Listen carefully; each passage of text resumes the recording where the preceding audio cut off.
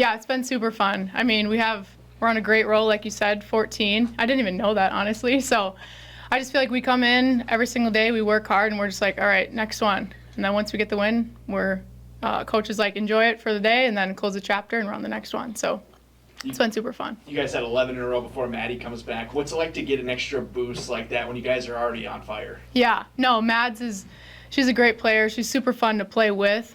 She shares the ball really well, and she just brings that energy that we needed. I think that we were lacking a little bit. So it's been super fun to play with her.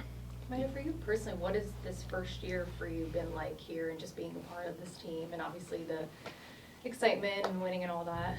Yeah, no, I just feel like they welcomed me with open arms on the first day. And it's just been super fun. Like I said, super welcoming. And yeah, they just took me under their wing and kind of gave me a leadership role right off the bat. So I just felt like that was huge. And obviously, like, this culture is just super fun to be a part of. So yeah, it's been great. Is it weird to come into a leadership role with so many leaders on this team already? You know, they're all 5th, 6th, some maybe 7 years. Yeah. Here. Yeah, at first I was like, okay, how is this going to go? But on literally day one, they're just like, what do you have to say? And, like, it's such a player-led team, so I'm like, whoa, like, I can actually use my voice and say something and, like, listen to and be heard, so that was cool. Now, were you recruited by Borseth coming in or Karius? Karius. What was it like to be one of her first recruits? How did that all work for you, and how did the portal work? Yeah, so crazy story. I actually committed to South Dakota with Coach. And then she got the job here, and I was just like, what am I going to do? And then she eventually, like, a couple weeks later, called me and was like, I want you to come to Green Bay. And I was just like, oh, my goodness. Like, my husband had a job planned in South Dakota. We had an apartment. Like, we found one. And I was just like, let's just go to Green Bay. Like, they're successful. They've been to the tournament so many times. So I'm like, let's try it. And it's been awesome. What would it mean for you to make the tournament here? It would be everything. I feel like I've worked so hard just growing up, and it's always been my dream. So, yeah. The goal. Sorry, you mentioned like you didn't even know kind of the win streak that you guys are on. Did you though have a sense of obviously like, oh, okay, like we're winning a lot of games, and I guess for you guys as a team, like what is that balance like of kind of knowing like, oh, okay, we are winning all these games, but also like just kind of trying to take it one game at a time and like not put that pressure on yourselves, I guess. Yeah, no, that makes sense. Like I said, we just come in and day out, and we're just like, all right, we have Oakland tomorrow or Oakland on Thursday, and our focus is Oakland. And then it's like, okay, after Oakland, it's like, all right, who do we have next? So I think Coach really emphasizes one game at a time, and I just feel like that's our mindset. And yeah. Obviously winning's fun, but what's it like being on a groove like this where seemingly everything is going right? Yeah. I don't know. I just think, it's a tough question. But yeah, we just work every day and try to enjoy the wins, and then we just look forward to the next one. Is it cool to see the work come to fruition? I feel like that's a huge thing. Yeah, that's a huge thing. Today I had like a glimpse of like preseason practice, and I was like, whoa, like that jump that we took from November to now is huge. So it's been cool. Do you feel like it's just because the camaraderie and building it over time or getting games under your belt? Why do you feel like there's been such a large jump? Yeah, I think getting like games under our belt and like we're just grooving together, and like you said, the camaraderie. So yeah, probably the connection that we have and like the relationship aspect, it's just really grown us to where we are now. Do you feel like you felt this with the team before? Obviously, when you're winning a lot, it's like, okay. It feels good when you're winning, but do you feel like you felt this with the team before, where you guys are so close and so tight-knit and it feels like everything is going well? Yeah, I feel like I've experienced that at my previous school. Maybe not to this extent, but yeah, we were definitely really close. We didn't win as many games as Green Bay does, so yeah. You guys good?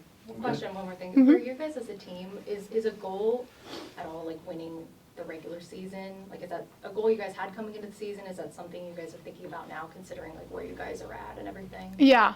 I don't think our goal was ever obviously it is to win like the regular season, and that's really cool, but it's always just like, all right, let's get to the tournament and like what can we do at the tournament? Like she always emphasizes like, let's win a game at the tournament. Like obviously she went to the Sweet 16, and it's like Green Bay can do those things. So like let's get to that level that she was at. What has she shared about her journey as a player that has helped you with like success? Because she's one of the most successful here. Is there anything that you could take from her that she said? Yeah, I think she always emphasizes embracing the hard. And I think, like, on a practice that, say we've been practicing for 5 days and, like, we show up on the 6th day, it's like, all right, what's your mentality going to be? How are you going to act? How are you going to, yeah, what's your attitude going to be? And she just emphasizes, like, the great teams embrace the hard and want to be here and push through. So, yeah, I mean, she was a great player for sure. I just think like our best route is to continue to focus on ourselves. And I think when you get caught up in what everybody else is doing, you just really lose focus on getting better. So that's been our mantra from the start, is just every week to keep getting better. I think that we are, and I think that's really exciting. And so certainly we take the time to focus on the opponent, but as far as outside of who the next opponent is, we don't talk about it or emphasize it as a group. As a coach, how hard is that though, knowing like everyone's got access to a phone, like your players, they could just search it kind of quick and see your, like how hard is that just to try to focus, like you said, on yourselves and what's next? Yeah, I mean, the information is out there, so it's, even though I don't talk about it or emphasize it, if they really wanted to go and find it, they easily could. But I think it's all about what your team does as a group and what you're talking about and emphasizing as coaches. And we've never once ventured outside of who the next game is, and stress the importance of getting it done. And we have two really tough road tests this week, and teams that are playing much better at home and that are sitting at tied for 4th in the league. So these are teams we have to be ready to go for. And outside of that, I don't have control over what our players look at. But I think what we talk about, and I think I give a lot of credit to them. I think they're really mature kids, and they understand that to look further than that is not the route that you want to go. With this program, you know, when you got here as a freshman, you didn't really play a lot, which is pretty normal for a program like this. But when you look at Maddie and Bailey as freshmen, they actually had significant roles of 20-plus minutes. How and Jazz. How impressive is that, and how difficult is it to break in as a true freshman here at a program like this? That's really hard. I think it's really rare in Division I athletics to be an impactful freshman. I think it's not common unless you're going to a program that maybe needs you to step in right away. And this program typically has relied on upperclassmen to do that. So it is really interesting to look back and see. And I was watching, but from a distance at that point, so I don't really know the ins and outs of what their freshman year looked like. But I do know that they had impactful roles, and Jasmine was right there with them, Bailey and Maddie, and we were talking about that the other day. They still think back to certain. Maddie remembers that when Coach Borseth called a late game play for her to go make a play, even as a freshman, and put her in that spot and just trusted her to go and do it. So they have been making a huge mark on this program for 4 and 5 years, and that's it's really special and pretty rare in this program to be able to do. Do you remember when you got here, were you expecting to play a lot as a freshman, or did you kind of know it's going to be really hard to break into the lineup? You're breaking up my freshman year. I don't know what I expected. I just was really excited to be here, and I don't know the rest. I was happy to be here. I was happy to help the team as well as I could, but I had Aaron Templin in front of me, and then they had shifted me to the 3-4 spot, and I was guarding Lavessa Glover in practice and was just hoping to. I think I got like 9 minutes a game. Was just hoping to make an impact however I could. Just keep learning. You know what question? Was fine with that. To Scott now. You can ask. And did you play your freshman year? I got cut after my sophomore year. Oh, too bad. Of high You were there school. for freshman. Too bad.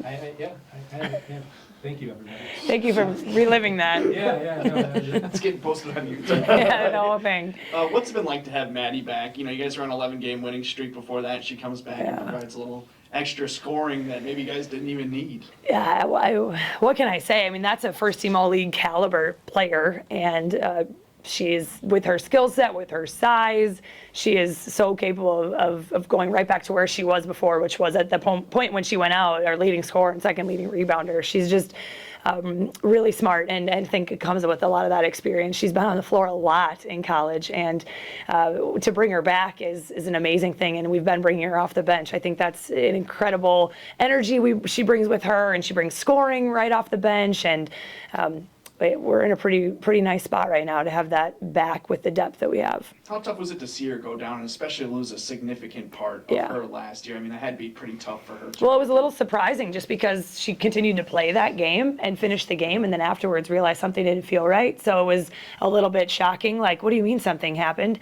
And then it was trying to get the prognosis and figure out what the timeline looked like for her. And And then it gets challenging because I think as a staff, you sit there and go, okay, our depth now, at that week alone, we lost both Maddie and Marty. And so your depth went from 9 strong down to 7 really in the rotation players. And so we need more from other people. And then do we need to mix up how we're doing things? And the non-conference was just wrapping up. So we knew we were looking at conference play and we were going to look a lot different. I think those teams were going to be surprised when we came out to conference play without her.